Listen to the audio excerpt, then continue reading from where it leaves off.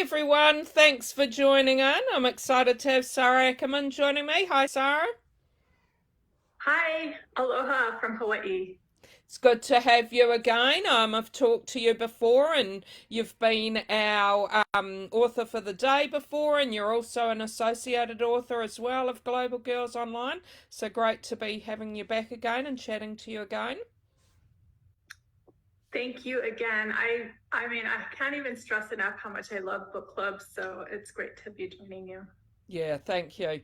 So just a little bit about Sara. So Sara's born in Hawaii. She's the best-selling author of The Codebreaker's Secret, Radar Girls, Red Sky Over Hawaii, The Lieutenant's Nurse, and Island of Sweet Pies and Soldiers. And The Codebreaker's Secret is your latest book, which I recently read and loved. I've read a few of your books now and really enjoy reading them. The Codebreaker's Secret has received a starred review from ALA Booklist, and your books have been said to be fresh and delightful and brilliantly written. So, thanks again for joining us. Do you want to start off by telling us a bit about The Codebreaker's Secret? Okay, so The Codebreaker's Secret it's a dual timeline novel, and it's about a female codebreaker at Pearl Harbor during World War II, working on cracking the Japanese naval codes. And then the second storyline is it's a kind of set at the glittering opening of the Mauna Kea Beach Hotel, which was done by Rockefeller in 1965. And then a famous guest goes missing there at the opening. And then both stories are tied together by a pilot, kind of a mysterious, enigmatic pilot, and then a 20-year-old mystery. And I've read a few books now about these women who were code breakers. It was something that I'd never heard of before until probably about a year or so ago. It must have been very interesting doing the research. Can you tell us a bit about that? Certainly, it was interesting. You know, I had first learned about Station Hypo, which is also known as the dungeon at Pearl Harbor, when I was researching for The Lieutenant's Nurse, my second book, because one of the male characters is a linguist there. You know, Station Hypo is where a lot of the code breaking took place that they say it's partly responsible for winning the war in the Pacific. So it's a fascinating place and kind of this mysterious smoky dungeon underneath a building at Pearl Harbor. And so I first learned about it then, and then I thought, you know, it'd be really great to actually center a whole book here. And in my research, I read a book called The Code Girls, which is nonfiction, and it talked just about all the female code breakers during the war and how I think of 70% or more were females. And I had never heard that. You know, I had only heard about the men because at Pearl Harbor, there were only men. But in the Code Girls book, I learned that a lot of the women, though, in Washington were indeed working on the JN-25, which was the Japanese Naval Code, and a lot of other important codes and ciphers. And so I thought, because it's fiction, I will have one of those women actually be in Station Hypo. But it was challenging to research, mainly because, you know, it's such a complex thing, code breaking, and it's very technical, and it's kind of this long, it's not that exciting when you're sitting there doing it. But I had to figure out how to write it so that it was interesting to people. So I had to at least understand a little bit of it. And that was hard. That was a lot of work. Yeah, yeah. And is there anything that you'd like to share with us that you found during your research that maybe really surprised or shocked you? Well, I think again, like how many women were breakers. And then a lot of times when I'm researching for a book, you know, I start a year, months in advance, and oftentimes what I find during my research will very much then kind of dictate the story. You know, I'll have a loose idea, and then I'll start researching, and then one of the things, a huge part of my book, a big part of the plot was a secret mission that we had to I don't want to give too much away, but No. so I learned about this secret mission that we had that was really partly, I think, also responsible for turning the tides of the war. So I learned about that in my research. That really surprised me. Mm. And do you find when you're doing your research that you find some like a whole totally new story altogether, and that's something that you think, oh, I'll need to put in a future book? Mm-hmm. Definitely. Mm. Yeah, so that happened also with Radar Girls. I was usually my publisher will pitch up when we're pushing a next book. I'll pitch several ideas, and so um, every time there's story ideas that I've gotten from past research. Okay, yeah, yeah. And what about reader feedback? Have you had anyone, like I'm wondering if you might have had anyone who was related to any of these code girls? I've had several people say that their mother, my mom was a codebreaker, Mm, and a lot of them didn't talk about it because for so many years after the war, it was still classified. yeah. So I have had a few people tell me that, their mom or their grandma had been a codebreaker. No, that must be really interesting. And what do you hope readers love about the Codebreakers? Well, I hope, this was my fifth World War II novel set in Mm, Hawaii.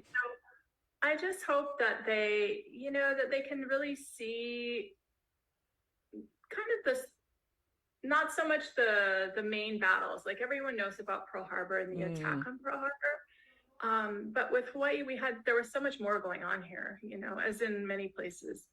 And so I think it's nice for me to have people be like, oh my gosh, I've been to Hawaii so many times, or I was born and raised in Hawaii my whole life, and I had never heard of this story. And mm, I get that a fair amount, mm, which mm. is nice.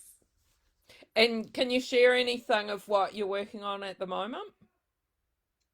Right now, I've just finished two books. So I had to write them kind of in quick Oh, succession. really? Mm, But the first one that's coming out next February it's about the Joel Air Race.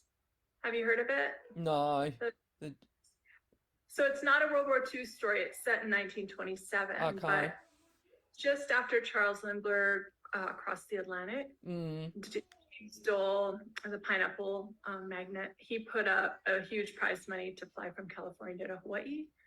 And this was just, in the early years of aviation. And so mm, it was a fascinating story. And I loosely based my book on that. Again, a dual timeline. So then it also takes place on the Big Island in the 80s when a woman inherits an old piece of property with an old barn on it, and there may be an airplane inside of it. no, that sounds exciting. And what about what you like to read yourself? Is there anything you might have read lately that you'd like to recommend to us? I read all kinds of books. Lately, I have been doing more audiobooks. Mm, Just I've spent so much time on the computer and my eyes need a break. So let's see. One of the books I just listened to, and this was a case of me having never heard about it, but looking on Audible for the bestsellers. And so I chose The Fourth Wing, which is a fantasy story. It's new okay. adult. Mm, And I do love fantasy, and it's about dragon riders. And so I did love that. It does have a lot of kind of steamy sex and a lot of F-bombs in it, but it's a mm. great. So Uh, totally different from what you write. a lot of times lately, I feel like I want to escape. I want to check Yeah. out. You know, that was the most recent book. Mm, Uh, I have a story by Susan Casey a book I just bought called The Underworld, and Susan Casey writes, she's written a book about the Farallon Islands and sharks. I think she used to be the chief editor-in-chief at Oprah Magazine. She's a great writer. So I ordered her book. It's about deep sea submersibles, which she actually wrote it before this whole incident that we just had with the tragedy. Yeah. So I'm looking forward to that. Yeah, no, that sounds really interesting. Thanks for sharing that. We've got a few people watching, so just wanted to remind people watching, if you've got any questions, please type them in comments and I can read them out. And also maybe if you want to share where you're from as well, that would be great. Kim says she loves that we now have so many books written about the women's experience in the war. Which, yeah, I totally agree. It was something that we were missing for a long time. I know, and now it seems like the pendulum has swung the other way. And I know that a lot of people feel like World War II is maybe oversaturated. But I was talking to my agent today, and she said, in a way it is, but there's still also amazing stories yet to be told. And I do have an idea for one that's another dual timeline, just kind of set at the end of the war and then the following year, but we'll see about that. And Kim also wonders if you've ever had any interest in writing a different genre. Yes, actually. So the book that I just finished after the Dole Air Race book is a contemporary novel. Okay. It's about it's kind of it's a love story between a big wave surfer from the mainland and a field biologist from Maui. And so it's kind of an adventure love story. And it was, it was not, I would never say a book is easy to write, but in a lot of ways it was a lot easier to write because I didn't have to do all that pretty heavy duty. And I'm interested in people who write, like writers who write about historical events and that, and just wondering if you had a chance to go back in time, is there a particular event that you would really love to actually be in? Oh, that is a hard question because what I've written about, I'm not sure I would want to go back. No, because some of it's quite dangerous and traumatic and all that. Just, yeah. Where would I want to go? Maybe just like a time period. I think it would be, I love all the age of exploration, when we had the frontier and people were coming across to California. And I just think it would have great to go back to that time period where, everything was still so unexplored and the world was still so undeveloped, I think. No, that's a good choice. And what about where you love to ride? I'm sure I've never visited Hawaii, but I'm sure, like from seeing photos and like that, lots of beautiful places. And do you have a favorite place to do your writing? So I write in my house, but I don't sit at a desk. We have a pretty good size dining room table that my boyfriend built. And then I put out back here on our patio, I put a standing desk. Oh, nice. My back sitting too much. But I do like to sit near a window so I can just kind of space out, or on my patio, I can look out at the little forest that we have. Because sometimes you just have to get lost in daydreams. And when I'm looking out a window, I think it just helps my brain process stuff. So, but I'm not one of those people that can go to a cafe and write. I need quiet and private. Yeah, yeah. And you've written about a lot of great characters and a lot of strong women. And do you have, looking back at all your books, do you have a favorite character that you've written about?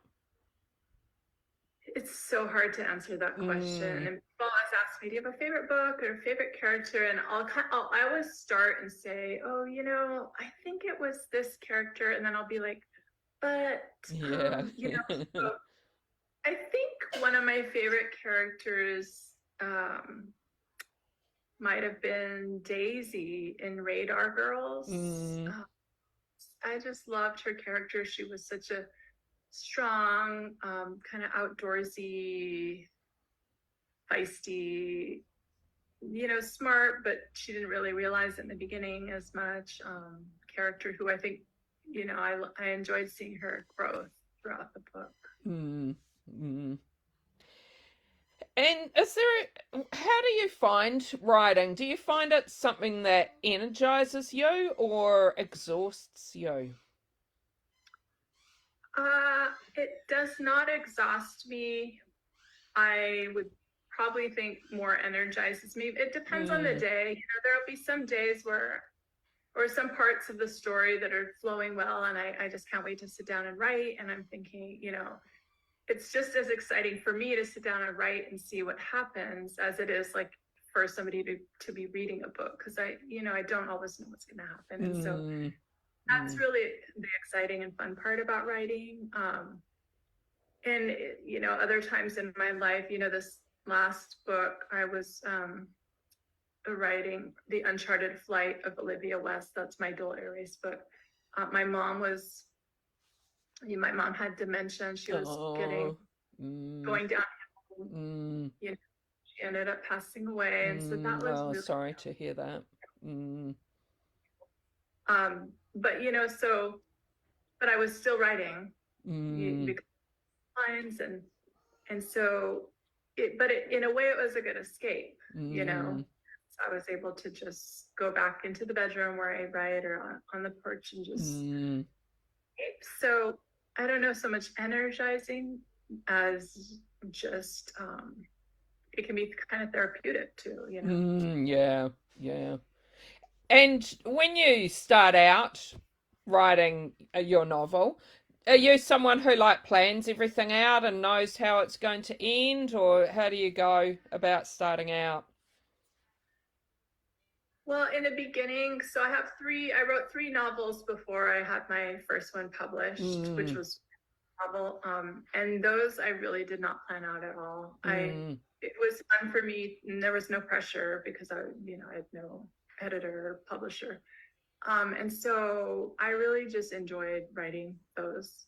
But with a publisher, in order to get your next book approved, then you have to have a synopsis that's pretty, 9 or 10 pages of outlining. mm, So I do that, and I found it does make the writing process easier. And also, I think the good thing is they know that things will change, and they expect that. And so, it's not like I'm tied to it. And things do change. mm. Things change. I had in this big wave surfing story, there was a question about one of the characters, whether he was going to live or die. And, and then I had it written one way. And then at the end, I was thinking, oh no, I need to change this. Mm, And then we talked back and forth, and I ended up keeping it the same, but they were like, it's up to you.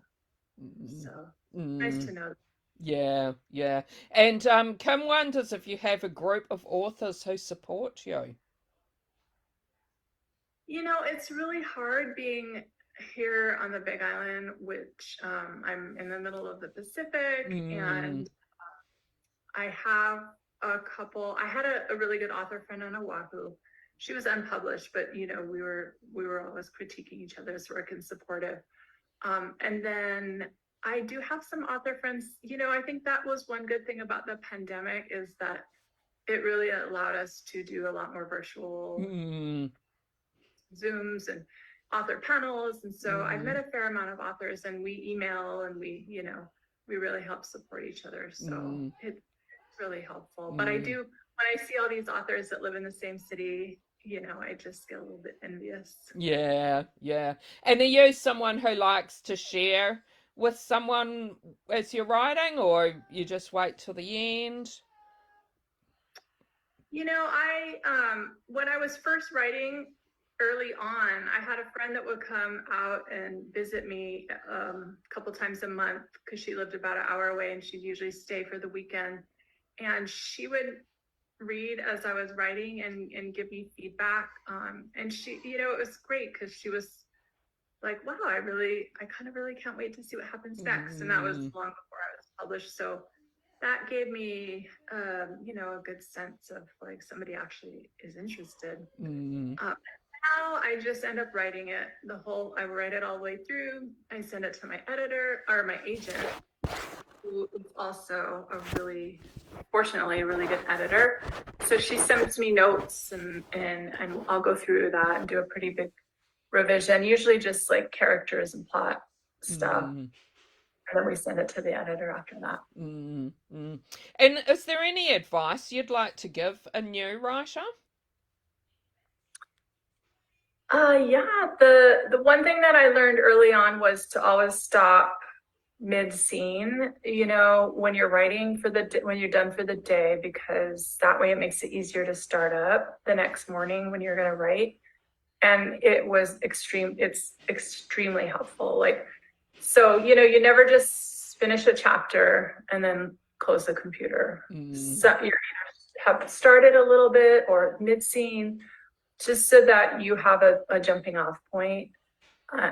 Because sometimes when, if you have a blank page and a blank chapter, it's like, and you wake up, you're just like, where am I going to start?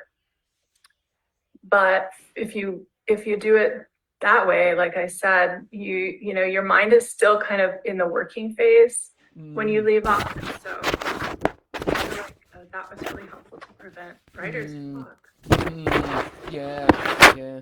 And is there something that you've found to be the most difficult part of your writing process? And sometimes it can be just sticking to a certain amount of words per day.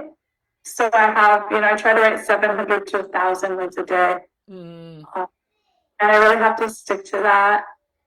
And so I think part of it is just the discipline. You have to just be really disciplined in order to get books out like by deadline. And not that it's hard for me so much because I'm not a procrastinator, but there are a lot of times when I'll finish and then I'll have to go back several times throughout the day just to get to my word count. mm, That mm, can be hard. yeah. And what about a favorite part? A favorite part of writing? Yeah. I love it. It's really hard. I feel like books are really hard to start and they're really hard to end. Mm. And then they're also hard in the middle. But I tend to like the feeling like once I get maybe a third into the book, and that's when I feel like I really start to know my characters. I'm getting to know them, and I really love how characters will surprise you. You've got all this stuff written out, and yet there's no way to plan out how a character is going to react to things until you actually are in the story. Mm, And so it's fun. Like I said, it's kind of like a surprise to me as well as it would be to a reader when I'm writing this out. mm. And I love that. Yeah, yeah. Well, thanks so much for talking to me. It's great to have you back again and to be talking about your books and looking forward to seeing and reading more of your books. Also, thanks to the ones who joined in and asked us some questions. Yes, it was lovely chatting with you, and I'm happy to be a member of the associated author with you guys. I got to do some more posts too. No, that's all good. Thanks, everyone. Bye. Thank you. Nice to see you again.